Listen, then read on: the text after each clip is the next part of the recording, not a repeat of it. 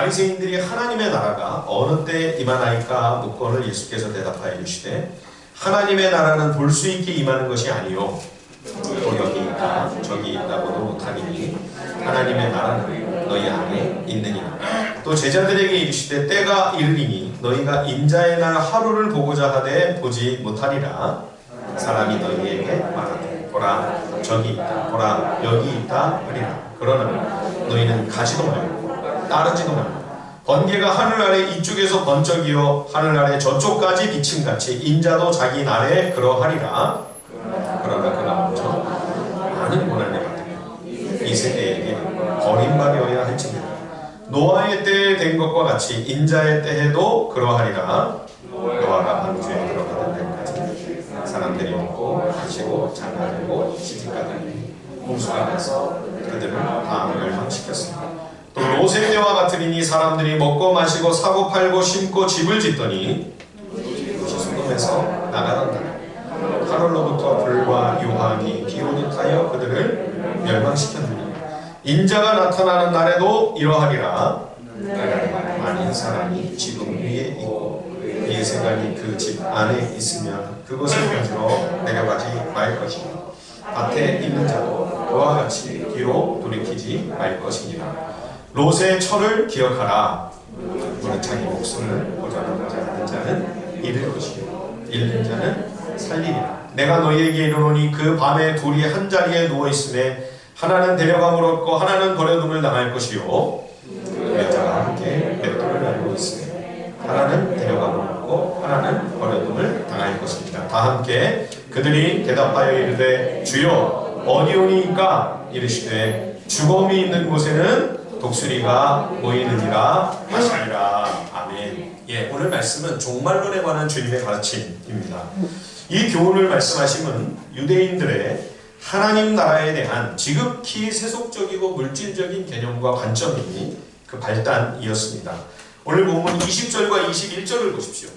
바리새인들이 하나님 나라가 어느 때에 임하나이까 묻거늘 예수께서 대답하여 이르시되 하나님 나라는 볼 수 있게 임하는 것이 아니요 또 여기 있다 저기 있다고도 못하리니 하나님 나라는 너희 안에 있느니라. 그러니까 바리새인들은 물론 예수님의 제자들까지도 하나님 나라가 구약시대와 같이 다윗 왕이 통치하는 그런 이스라엘 왕국 그렇게 이해를 하고 있는 겁니다. 그 옛날 다윗과 솔로몬이 주변 모든 민족을 평정하고 가장 큰 영향력을 행사했던 이스라엘 역사의 전성기를 회복하는 것이 유대인들의 오매불망 소원인 거죠. 메시아가 오시면 다시 그러한 왕국을 일으키실 것이다. 이런 기대가 있었던 것입니다. 그러니 지금 예수님이 메시아가 아닌가? 그렇다면 예루살렘에 올라가실 때 왕 위에 올라 다윗 솔로몬 왕국과 같은 강력한 이스라엘 나라를 세워 로마로부터 이제 독립이 되고 온 백성이 평화를 누리며 잘 먹고 잘 사는 그런 좋은 날이 도래할 수 있지 않겠는가? 그러니 지금 당신이 예루살렘에 입성하면 이제 곧 이스라엘 왕국이 건립이 되는 것인가? 그렇게 지금 예수님께 다그쳐 묻는 거죠. 그러나 유대인들은 하나님 나라를 오직 자기들 위주, 유대 혈통을 지닌 유태인들만, 이스라엘 사람들만을 중심으로 하는 배타적이고 민족적인 나라로 오해했습니다.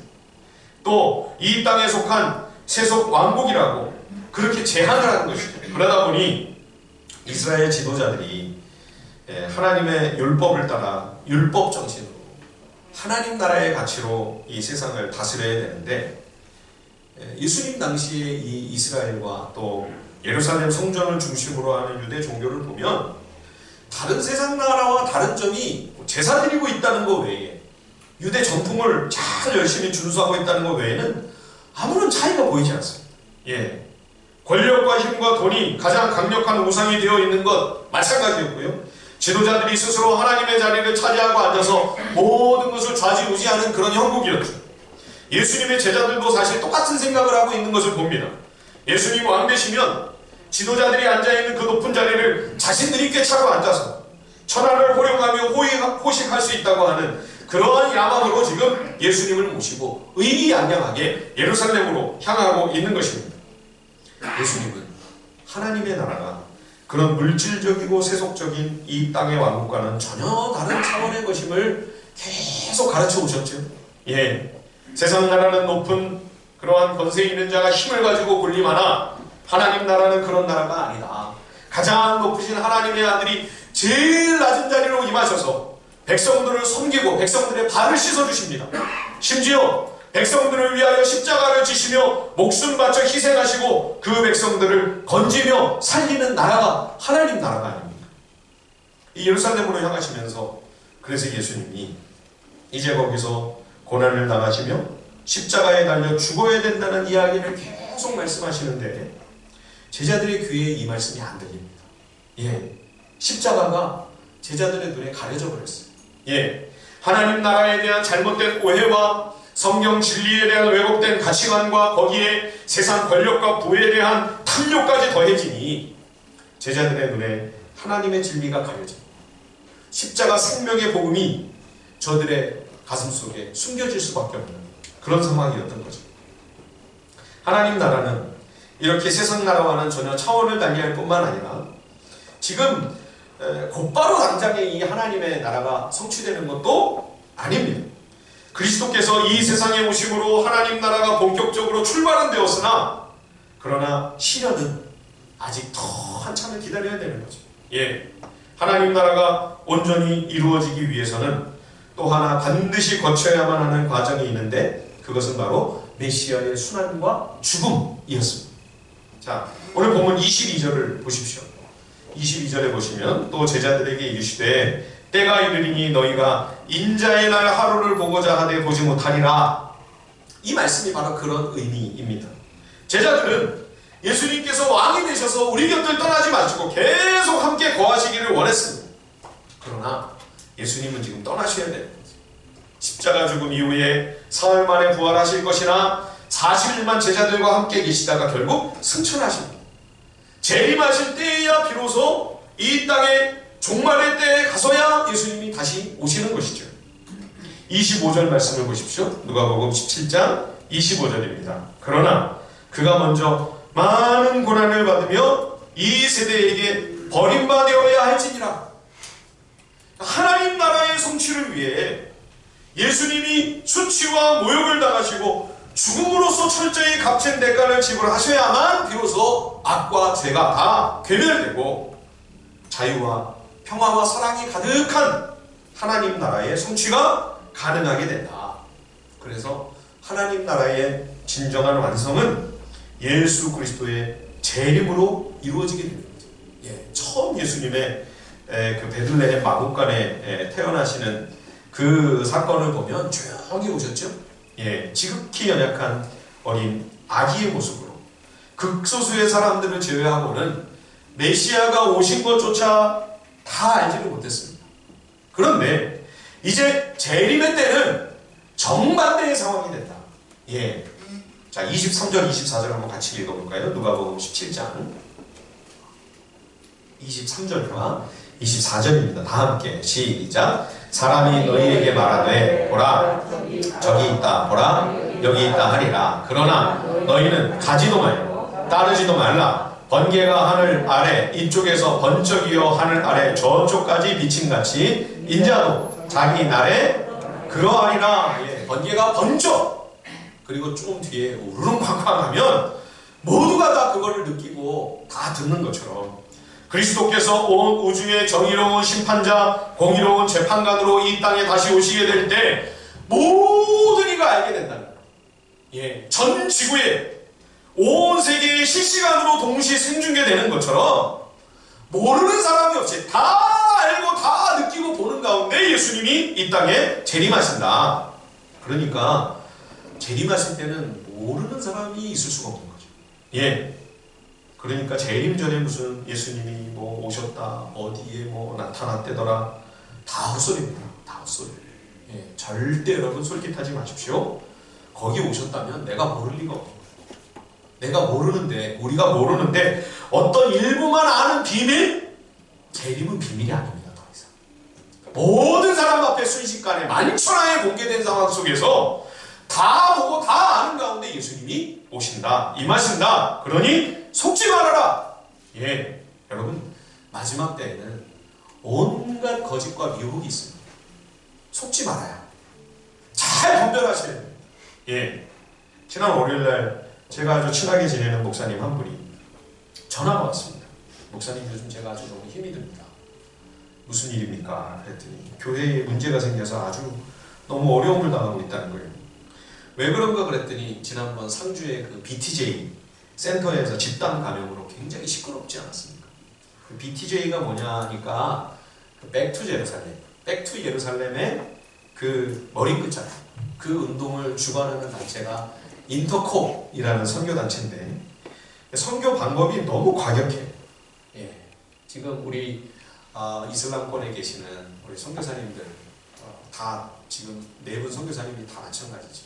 파푸아도 그렇고 또 인도네시아, 또 요르단, 또 튀니지, 그죠? 예. 거기는 공격적인 선교를 할 수가 없습니다.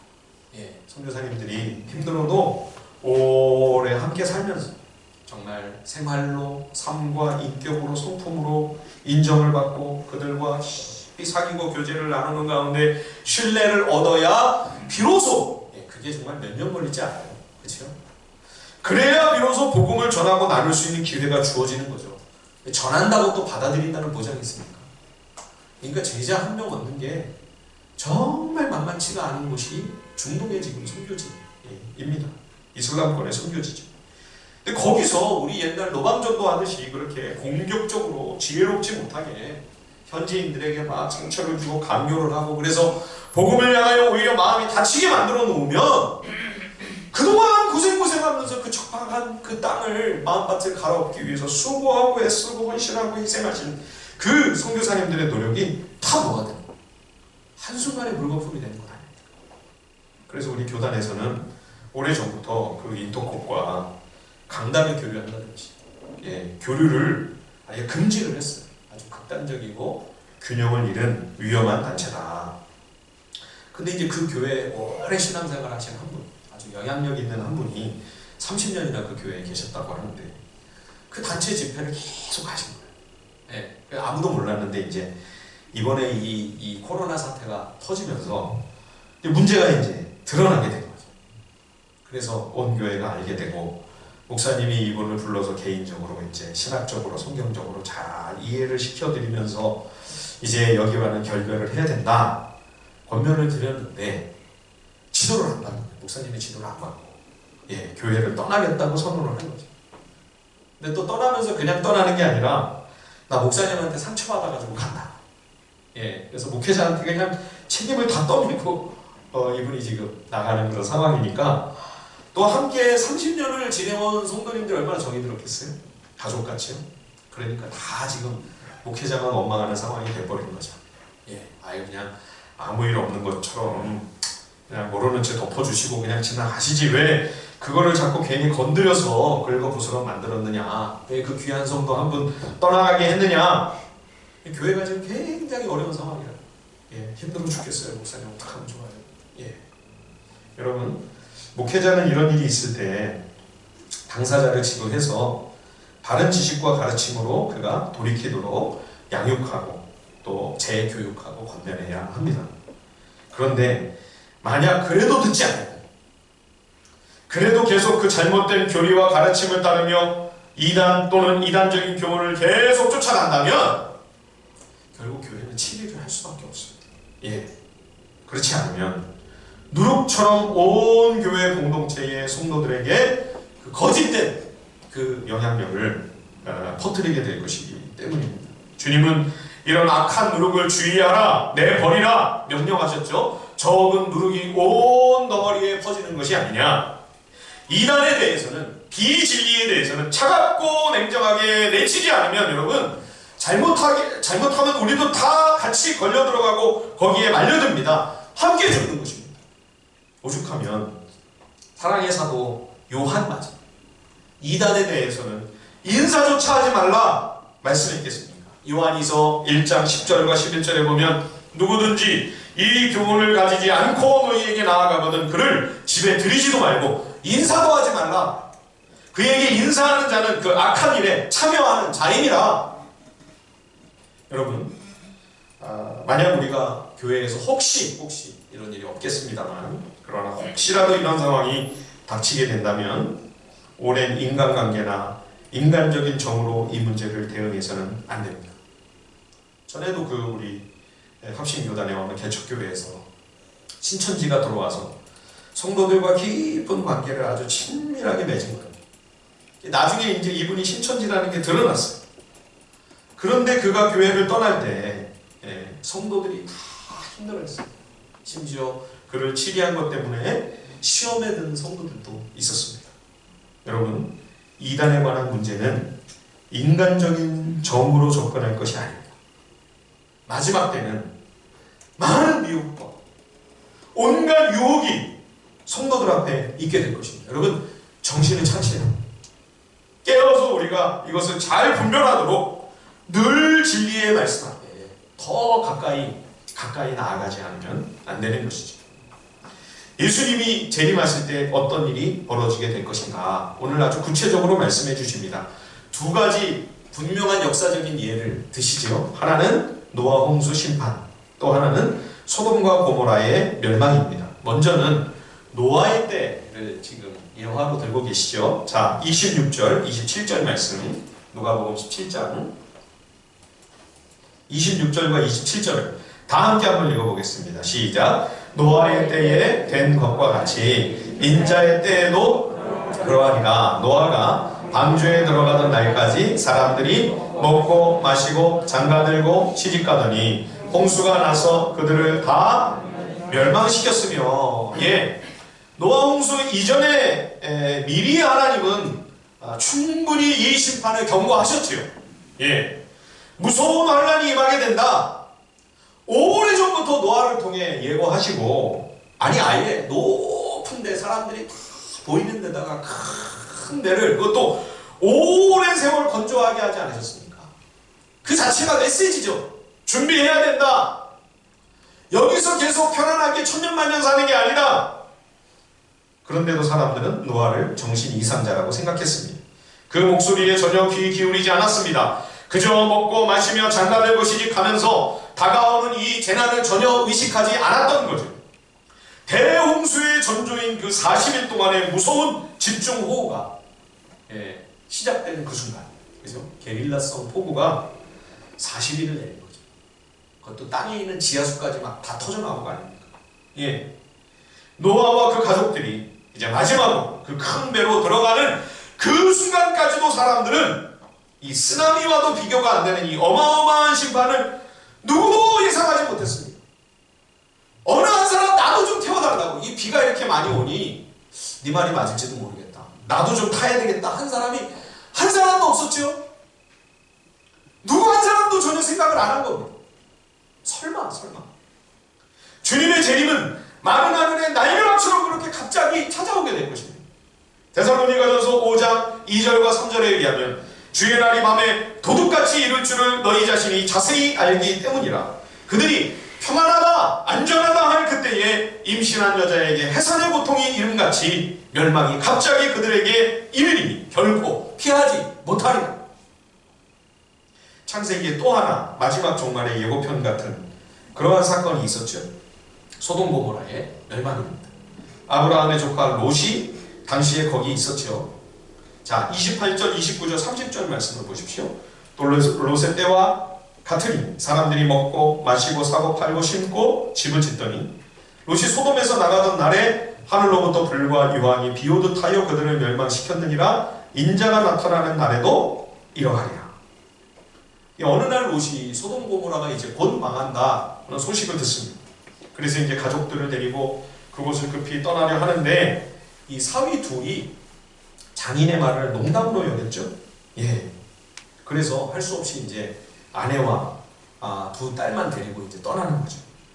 그 순간까지도 소돔 고모라 사람들은 먹고 마시며 사고 팔고 심고 집을 지으면서, 제가 우리 딸하고 이 대목을 큐티 나눔을 하는데 막 웃어요. 세빈이가. 그래서 왜 웃냐 그랬더니 여기 심는다고 하는 이 말씀을 보니까 요즘 그 부동산 투기하느라 그 땅에다가 열심히 나무 심는 사람들이 생각이 나죠. 열심히 자신의 삶에 몰두하는 거죠. 그러다가 한순간에 파멸의 날에 이렇게 되는 겁니다. 그러므로 주님이 강조하여 말씀하십니다. 예수님이 재림하시는 그 마지막 때에도, 그 종말의 때에도 동일할 것이다. 이와 똑같을 것이다. 이러므로 너희도 준비하고 있으라. 생각하지 않은 때에 인자가 오리라. 생각하지 않은 때에 인자가 오리라. 그래서 예수님이 이렇게 아주 간곡하게 신신당부하시죠. 자, 31절. 누가복음 17장 31절을 우리 다 함께 한번 읽어볼까요? 시작. 그 날에 만일 지붕 위에 있고 세간이 그 집 안에 있으면 그것을 가지러 내려가지 말 것이요 밭에 있는 자도 그와 같이 뒤로 돌이키지 말 것이다. 지붕에 있는데 그 뭐 잠깐 귀중품 챙기러 내려가는 게 시간이 얼마나 걸린다. 밭에서 일을 하다가 이제 종말이 온다. 얼른 들어가가지고 싹 준비해놨다가요. 그죠? 소중한 것만 그냥 싹 챙겨가지고 빨리 나오면 되잖아요. 잠깐 순식간에 살짝 들어가서 챙겨가지고 나오면 안 될까요? 안 된대요. 왜 안 된다고 그러실까요? 이 말씀은 최종적인 심판과 최후 종말의 환란이 얼마나 긴박하고 시급하게 우리 가운데 밀어닥치게 될 것을 경고하는 그런 말씀이죠. 조금이라도 미적거리다가는 늦는 것. 그래도 이거는 좀 챙겨가. 이거는 좀 가지고 가야. 그렇게 시간 끌다가 마치 화재 현장에서 미처 빠져나오지 못하고 화마의 불에 가게 삼켜지는 심판에 이르게 되는 거죠. 창세기 말씀을 보면 그 창세기 17장, 18장, 그 19장 그 내용을 보면 이 롯 역시 굉장히 꾸불거립니다. 미적미적거리면서 지금 막 천사들은 마음이 급한데 그래가지고 나중에는 천사들이 그 소매를 붙잡아가지고 거의 반강제로 성 안에서 끄집어내다시피 하죠. 안 그랬으면 아마 다 탈출에 실패했을 겁니다. 그런데 롯과 아내와 두 딸이 도망을 치다가 결국 롯의 이 아내는 구원을 못 얻죠. 천사가 급히 도망을 하는데 절대 뒤돌아보면 안 된다. 그런데 롯의 아내가 순간 결코 뒤돌아보지 말라고 했는데 싹 뒤로 돌아봤죠. 그래서 구원을 얻지 못해요. 여러분, 왜 절대 안 된다고 했는데 그걸 까먹고 결코 뒤로 돌아다봤을까요? 자기가 바라보고 살았던 삶의 이정표가 바로 그 소돔 고모라 성이었던 거죠. 세상의 물질적인 부요함과 그것이 주는 만족, 세상이 주는 즐거움, 그것이 그의 삶의 목표였습니다. 그 인생의 목적이었습니다. 그것이 자신의 삶의 최고 가치였던 것이죠. 그것이 그의 삶의 이유였던 것입니다. 그 모든 것이 다 불타 없어지고 사라지는 순간에 어찌 안 돌아볼 수가 있었겠습니까? 아무리 강조를 하고 아무리 경고를 하고 천사가 아니라 하나님이 말씀하셔도 안 되는 겁니다. 그거는 애초에 소돔 고모라에서부터 그 일상 생활을 살아갈 때에 이미 자신의 가장 중요한 삶의 모든 가치, 땀과 눈물과 모든 삶의 의미와 정성을 오직 소돔 고모라의 재물과 성공과 그 화려하고 번쩍이는 부와 쾌락과 거기에 인생 전부를 다 갈아 넣은 것이죠. 그러니 절대 그 순간 돌아보지 않고는 견딜 수가 없었던 것이죠. 결코 외면할 수 없었습니다. 내 모든 게 거기 다 있는데, 그게 내 전부인데요. 그게 없어지면 나에게는 아무것도 남는 게 없는데. 여러분 어떻습니까? 만약에 종말이 이르러 내가 소유하고 있는 모든 것이 다 사라지고 없어진다고 할지라도 그러면 우리는 가난뱅이가 됩니까? 아무것도 없고 사라지고 남는 게 없는 인생이 될까요? 아니면 그래도 하나님이 갚아주시는 것이 있기에 영원히 남을 것이 있는 인생일까? 우리는 어떤 모습입니까? 주님이 말씀하십니다. 32절 말씀을 보십시오. 누가복음 17장 32절입니다. 롯의 처를 기억하라. 여기서 이 기억하라는 말은 아주 굉장히 강한 단어입니다. 절대 잊어서는 안 된다. 소돔 고모라가 멸망당하는 그 순간 롯의 아내에게 무슨 일이 있었는지를 결코 잊어서는 안 된다. 꼭 기억하고 반드시 잊지 말아야 된다고 하는 강력한 경고의 말씀입니다. 아니 그 순간만 아니고요. 이 롯의 아내가 소돔 고모라에서부터 아니 그 이전부터 과연 어떤 삶을 살아왔는지를 깊이 생각해야 된다는 거예요. 예, 롯의 아내가 그 순간 돌아보지 않으면 살 수 있었고 또 돌아봤으면 정말 구원을 얻지 못하는 그 절체절명의 순간에 뒤돌아보느냐 안 돌아보느냐 하는 것이 그 순간에 결판이 날 수 있는 문제가 아니었던 거죠. 과연 거기서 돌아보느냐 안 돌아보느냐 하는 것은 그때까지 쭉 이제까지 어떤 삶을 하나님 앞에서 살아왔느냐 그것이 그 순간의 선택을 좌우하게 되는 것이죠. 그래서 예수님께서 참 귀한 메시지를 오늘 우리에게 말씀해 주십니다. 자, 우리 33절 보시죠. 누가복음 17장 33절 다 함께 시작. 무릇 자기 목숨을 보존하고자 하는 자는 잃을 것이요 잃는 자는 살리리라. 예. 자기 목숨을 보존하고자 하는 자, 롯의 아내가 소돔에서 살았던 삶의 방식입니다. 오늘날 이 세상을 살아가는 삶의 모습들을 보십시오, 여러분. 오직 이 세상이 전부인 것처럼, 이 땅의 것이 모든 것인 것처럼, 여기서 천년 만년 주야장천 살 것처럼 그렇게 생각하고 오직 여기서 살아남기 위해 모든 힘과 정성을 다 쏟지 않습니까? 심지어 하나님을 모르는 사람들 뿐만 아니라 하나님을 안다고 하는 사람들까지도 똑같이 그렇게 살아가고 있잖아요. 그러면 다 잃어버린다는 거예요. 주님 오시는 날 롯의 아내가 소돔 고모라에 자기가 쌓아놨던 모든 것이 다 허망하게 사라지는 것처럼 그렇게 다 잃어버리게 된다. 다 없어지고 만다.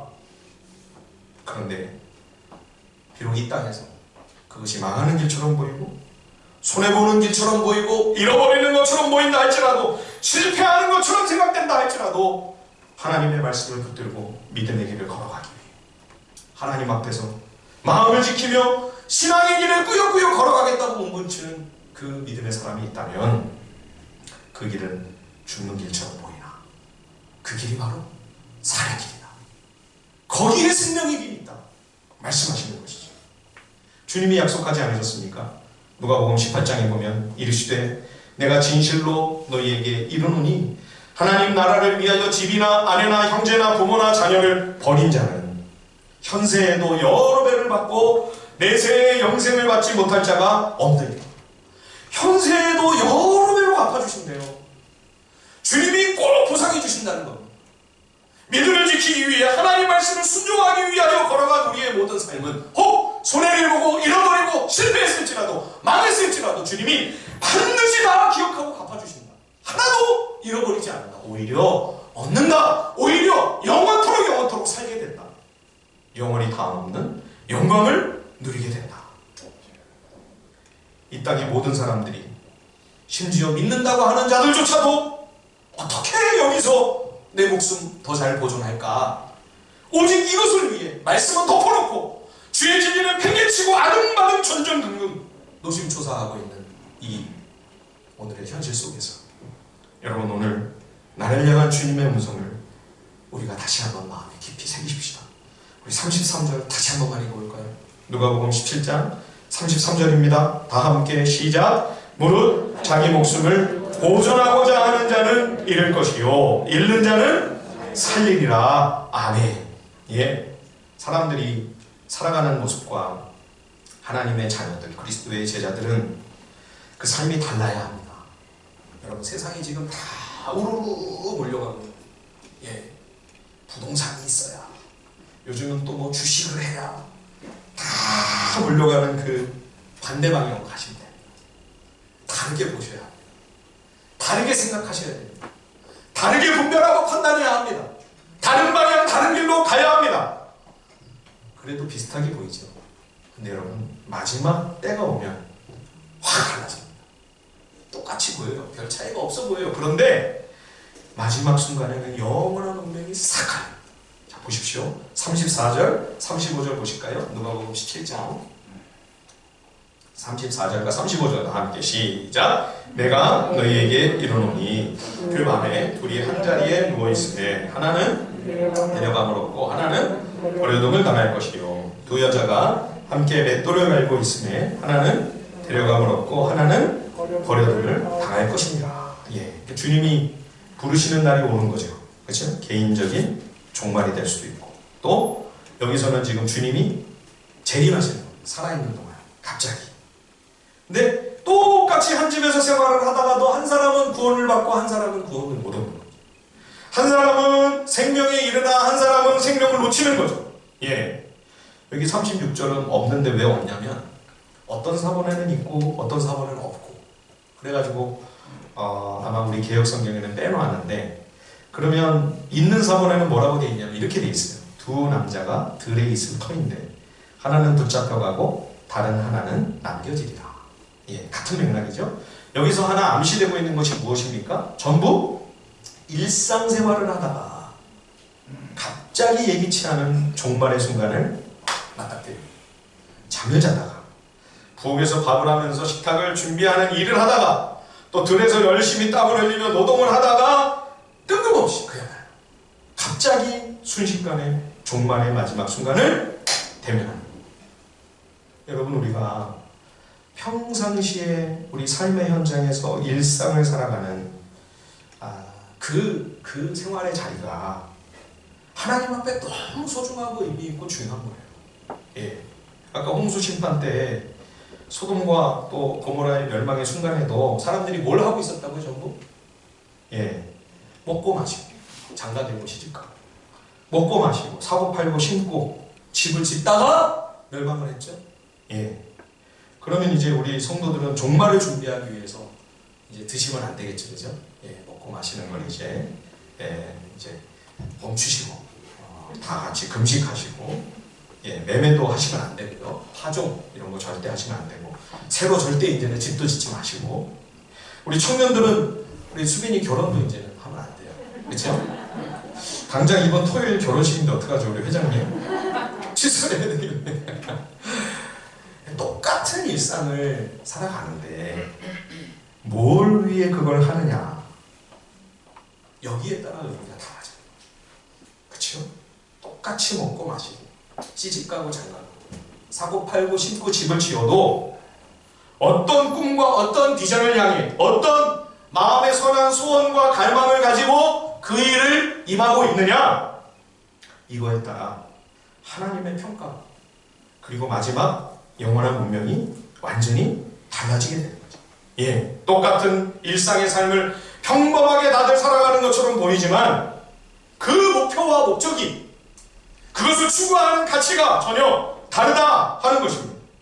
지극히 사소하고 별것도 없어 보이는 그저 남루한 일상일지라도 하나님의 말씀을 하나님의 선하신 뜻을 따라 살아가기 위해 살아내기 위해 하나님의 사람이 몸부림친다면 그저 별 볼 일 없는 일상이라 할지라도 주님은 그걸 귀하고 소중하게 보시는 거죠.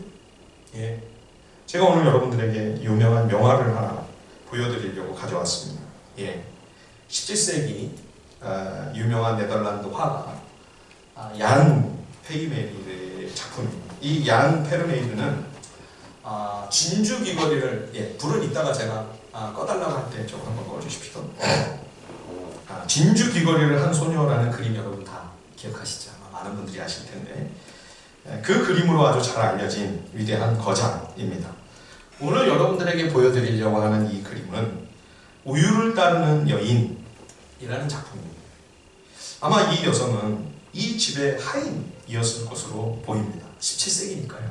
예, 아침 식사를 준비하기 위해서 우유를 따르고 있는 아주 평범한 지극히 사소하고 별것도 아닌 이 한순간이 이 작품의 배경이죠. 매일 반복되는 일상입니다. 그런데도 이 하녀는 그저 무거운 수행을 하는 것처럼 아주 진지합니다. 그 모습에서 어떤 위험이 좀 느껴지지 않습니까? 심지어 이렇게 들여다보고 있으면 경건해 보이기까지 합니다. 그러니까 자체를 보면 뭐 특별하게 한 것도 없고 위대한 어떤 그런 모습도 아닙니다. 그런 장면도 아닙니다. 그런데 여러분 가만히 보시면요, 아침 이제 햇빛이 창으로 이렇게 들어오는데요. 그 뒤에 이렇게 텅 빈 벽면을 보면 못도 이렇게 조그마한 게 박혀 있고, 또 벽에 우리 사람들이 살아온 그 인생의 온갖 흔적들이, 거기에 사소한 흔적들이 막 남아 있습니다. 그런 것까지 다 묘사를 했습니다. 안타깝게도 오늘 잘 보이진 않는데 치마를 주인공이 붉은색 치마를 입고 있고, 상의는 노란색인데요. 근데 푸른색 앞치마를 두르고 있습니다. 그 중에서도 이 장면을 압도하는 컬러는 이 여인이 두르고 있는 이 앞치마와 식탁보 위에 사용된, 한번 불 꺼주시고 다음 장면 한번 보여주실까요? 조금 자세히 보이죠? 됐습니다. 여러분, 이 색깔이 울트라마린 블루라고 합니다. 이 울트라마린 블루는 준보석이라고 일컬어지는 청금속에서만 구해질 수 있는, 당시로서는 굉장히 값비싼 안료였다고 합니다. 그래서 이 물감은 성 하나 또는 신분이 높은 그런 사람들을 그릴 때만 사용되는 아주 비싸고 대단히 귀한 재료였던 거죠. 그런데 이 얀 페르메이르는 이 소박한 순간을 묘사하는 이 장면에 이 눈부신 울트라마린 블루를 아낌없이 다 갖다 쏟아 부은 거예요. 그래서 이 지극히 사소한 일상의 한순간이 가장 위대한 장면으로 새롭게 태어나게 됩니다. 그의 눈에는 위대함의 바탕이 되는 이 평범함을 경이로운 눈으로 바라보면서 가장 아름다운 그러한 묘사와 색으로 화폭에 담아놓은 것이죠. 그래서 이 그림이 거장의 위대한 작품, 명화 중에 하나로 남게 되는 것이죠.